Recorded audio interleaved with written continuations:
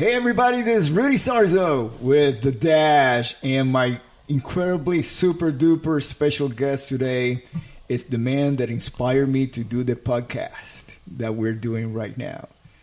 Joey Coco Diaz. Uncle Joey, ¿qué pasa? What's happening, brother? ¿Qué pasa, man? It's such a pleasure to have you here at the house, man. I wanted to come up. You offered to come down, but I wanted to come up and I wanted to get a feel of your home, and it was just what I expected it was going to be.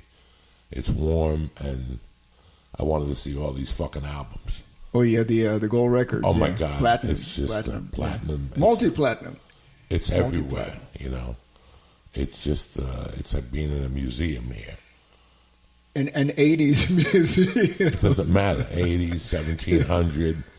This happened, you know. This happened. Yeah. This just didn't. Nobody just handed you this. No, it's a lot of work.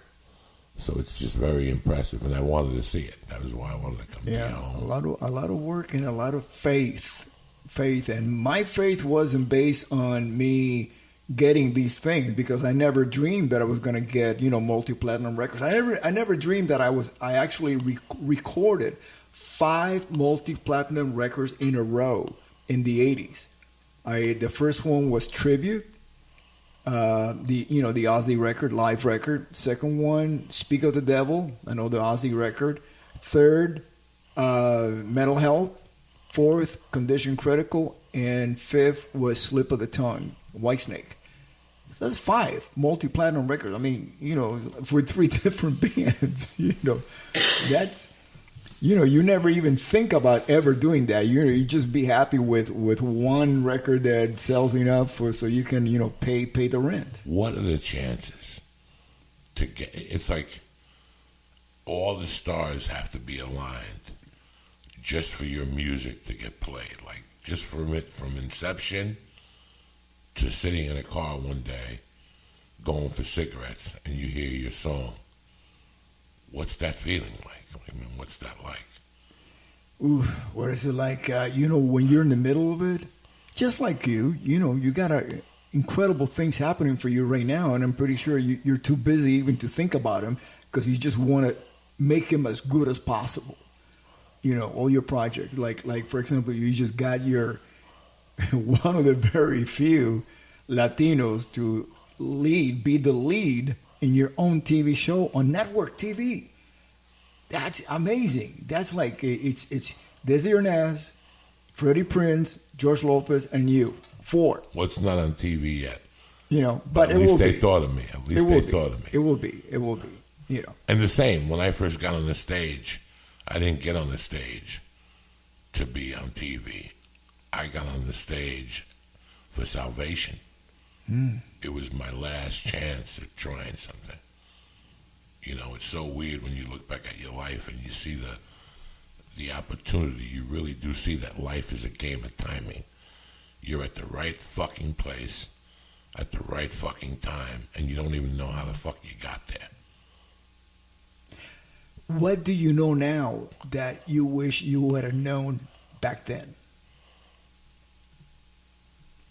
Nothing. I would do it all the same way.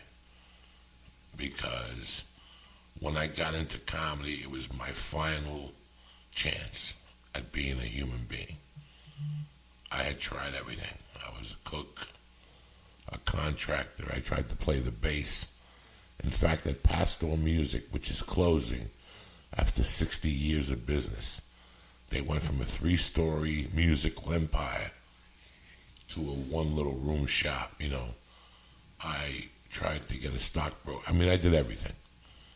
And in 1987, 2 weeks before I got arrested, somebody suggested that I try stand-up comedy.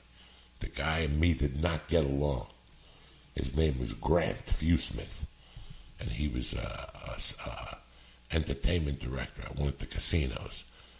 But his wife got sick, and they had to move to Boulder. And him and I had an argument one day at the job.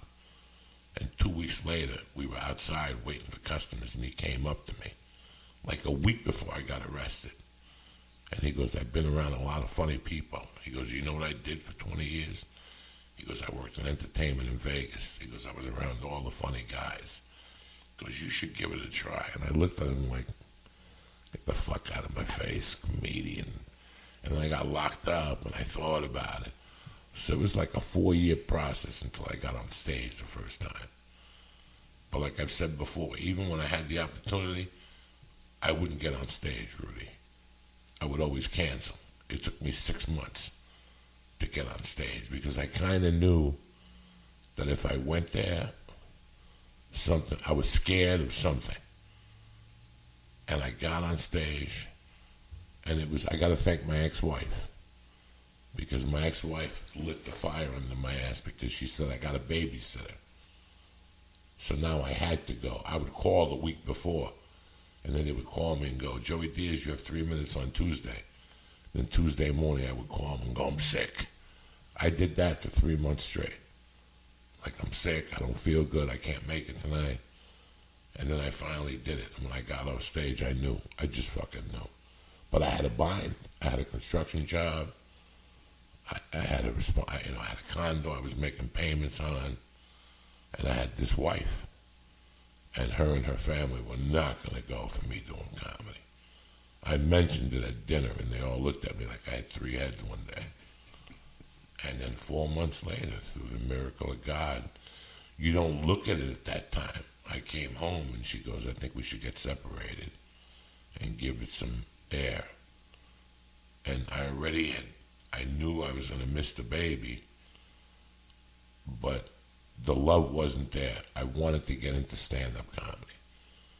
And she pushed my hand, you know. And I got into it, and I struggled, and I got into drugs and more drugs, and then I made a deal with myself that I was going to accept it and do comedy, and I just put myself out there. It was me, a car, and an ashtray full of quarters, you know, and I just went from town to town, $50, $35. At that time, if you thought I'd even end up in L.A., you were crazy. I was just doing it so I wouldn't be a criminal. Like, to me, it was just to do it, to not be a criminal. And I stayed a criminal from 91 to like 98. I was still doing drug deals, still selling Xanax. That's how I would get people to my shows. People would call me up and say, I want to buy a gram of Coco. All right, meet me at the show at 8 o'clock. And they would go, why do I have to meet you there? I go, because I'm going to be there. They wouldn't even know. They'd show up and have to pay $8 to get in. And go, what the fuck was this? And they go, don't worry, I gave you an extra Coke rock in there. And they wouldn't even know that I used them as bait. That's how and then just roller coastered. I just fell in love with it. And it took me 2 years to really bite into it. For 2 years, I was just a poser, you know. I was doing comedy once a week, and I really wasn't putting any work into it. I was just telling people I was a stand-up comic. And then I went into a shitty bar one night to do comedy, and I saw John Leguizamo rehearsing in front of 6 people. But I looked at him. In his mind, he was at Madison Square Garden. You know what I'm saying? Like, even though there was 7 people, 2 of them were getting hand jobs under the table. It was 2 a.m. Leguizamo didn't give a fuck. He was up there like, this is what I do. And right there I knew what work had to be put into it. Because Leguizamo could have gone anywhere. Why was he at the Village Inn at 2 a.m. doing stand-up for people that don't care? And then I put it all together, and then I really went after it. And here we are 22 years later. That's incredible. That's incredible. You know, just you talking about comedy, what it means to you. Have you ever been in a tour bus with a band? No. Okay. Usually, there will be the funniest guy in the band never gets fired, never get kicked out by the other guys in the band, because we need the comedy.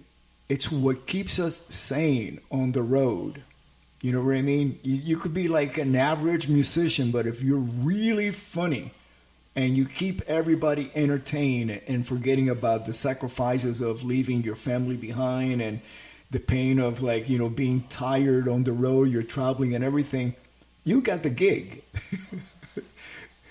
I know guys, techs, we used to call them, the road crew. The same thing. You want to hang out with the guys who like always smiling. They'll have a joke. Everything is upbeat. It's got to be like that on the road. Otherwise, you're just miserable. It's a miserable life. Most of the movies that we play in the bus is like Richard Pryor live. Eddie Murphy live. We want to keep things upbeat. Spinal Tap. It's funny shit. We never want to put down, on the TV and the front of, the tour bus, on the lounge, anything depressing, because it is, at the end of the day, you're out there for that 1 hour and a half of making music, which is 5, 6, 7 days a week. In between, there's a lot of, being away from your family.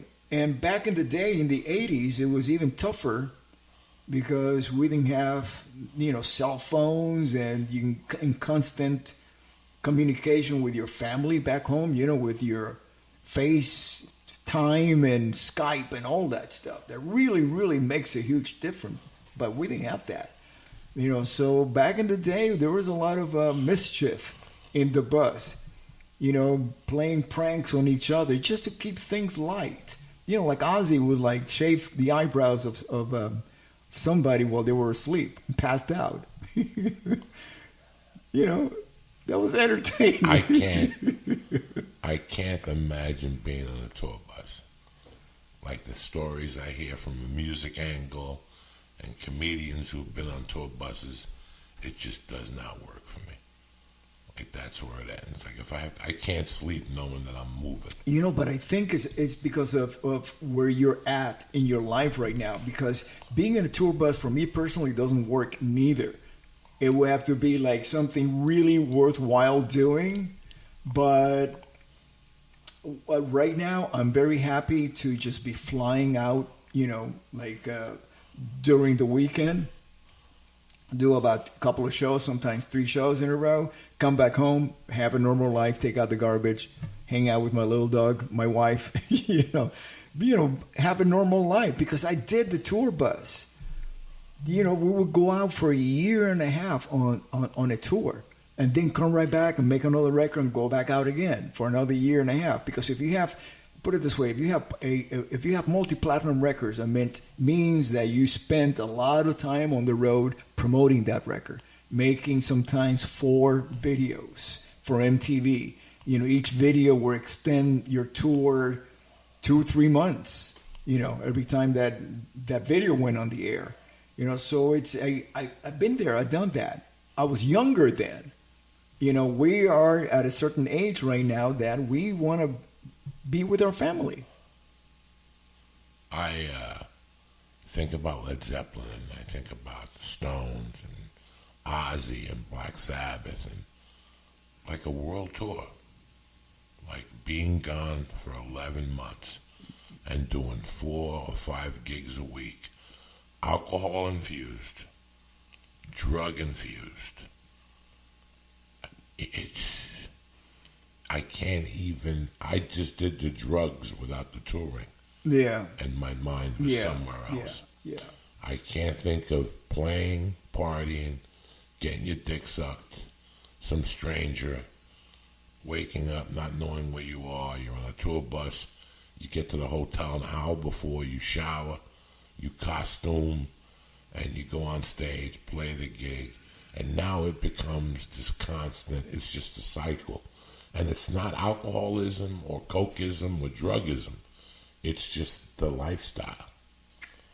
Yeah. That baffles me. Yeah, I experienced a bit of that when I started touring in the early 80s. And what you're talking about, it was the lifestyle that was pretty much standard for younger musicians, because you were talking about the younger, when I was touring with Ozzy, he was in his early 30s, and we're talking about Black Sabbath having that lifestyle, and Led Zeppelin, they were younger too. Nowadays, when Ozzy or Black Sabbath, any of those big bands, most big bands, they take their family with them.